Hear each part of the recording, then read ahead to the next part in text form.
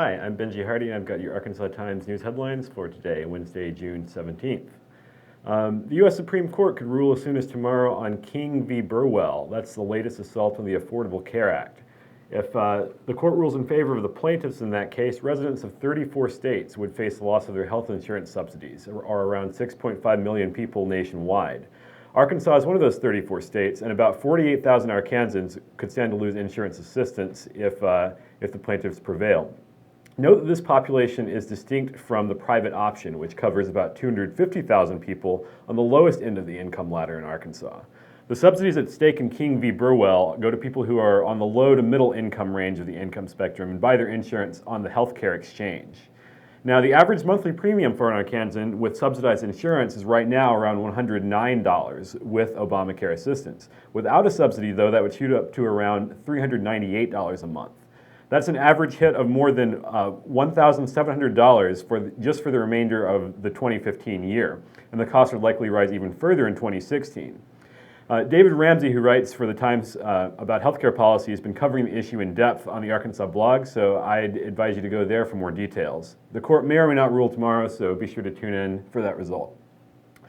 Meanwhile, moving on to news closer to home, the FBI has said that Larry McElroy, the Jacksonville resident who was shot at the Little Rock Air Force Base on Monday, has died of his injuries.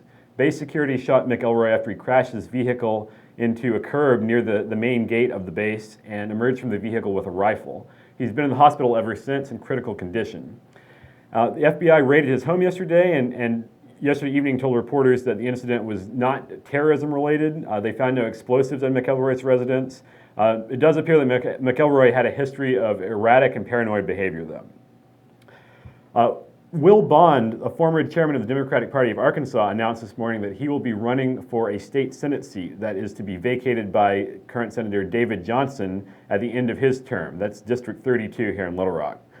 Bond is an attorney with McMath Woods and previously served for a while in the Arkansas House of Representatives from 2003 to 2008.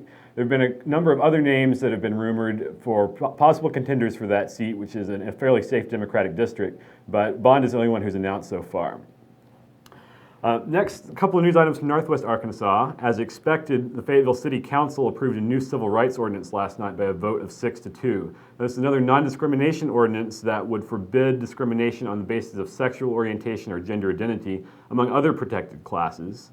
As with a similar attempt at an ordinance last fall, that vote was preceded by several hours of public comment, both for and against the ordinance. However, it will not take effect unless approved by voters at a special election on September 8th. So that's really the date to watch from here on out. And finally, yesterday afternoon, we got news that Representative Justin Harris will not seek a fourth term in office. The West Fork Republican made the announcement in a brief talk with Channel 5 in Northwest Arkansas yesterday afternoon. And by the way, I should note that Harris would not even have been able to run for a fourth term had it not been for an amendment passed last fall in 2014 by voters that extended term limits for legislators. But he was eligible to run for another term. Now he said that he won't. Harris and his wife, Marcia, have, of course, been the subject of a lot of public scrutiny since the Arkansas Times published a series of stories in March detailing the couple's adoption of two young girls and the girls' subsequent rehoming.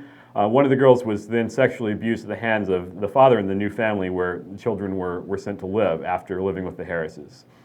Then also last month, the Times published a follow-up story that asked the question of whether or not Harris would face consequences for his actions. The Harrises released a statement through their attorney, which noted the results of a Crimes Against Children division conducted by Arkansas State Police into some of the allegations regarding their treatment of the children while they lived at their home in West Fork was found to be unsubstantiated. Now, that investigation cannot be acknowledged publicly by the state police, whether it did or did not occur, but the Harris' attorney have sent along a document that confirms that it did occur and that it was indeed found to be unsubstantiated. Now, we should note that those investigations specifically refer to the girls' treatment while they lived at the Harris household. It doesn't address the rehoming itself or several other issues that have been raised in regards to the adoption, including allegations that Harris may have influenced the Department of Human Services either before, during, or after the adoption occurred. That's all the news we have for today. We'll be back tomorrow with more headlines.